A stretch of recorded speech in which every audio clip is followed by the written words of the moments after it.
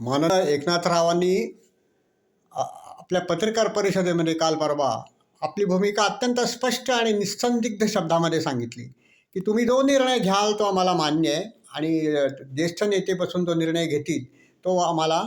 पूर्णपणे मान्य असेल असं त्यांनी सांगितल्यानंतर अर्थातच एकनाथरावांची प्रतिमा अत्यंत उंच झालेली आहे. त्यांची उंची वाढलेली आहे आणि त्यांच्याबद्दल मनातून प्रेम आणि जिव्हाळा सर्वत्र सर्व हिंदू जनांच्यामध्ये आज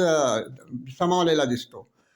परंतु हे सगळं होत असून देखील मग आता नेता निवडीसाठी काय आता मोठे काय की त्याच्यामध्ये अडचणी येत आहेत हा सगळ्यांच्या पुढे प्रश्न आहे.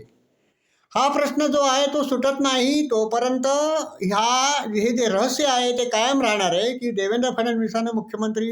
करायचं नाही अशा निश्चयाने जर काही नेते पछाडलेले असतील तर आणि त्यांचे प्रयत्न होत असतील आणि त्यासाठी दुसरा कोणीतरी माणूस महाराष्ट्रातला किंवा महाराष्ट्राच्या बाहेरचा लादण्याचा त्यांचा प्रयत्न असेल तर ते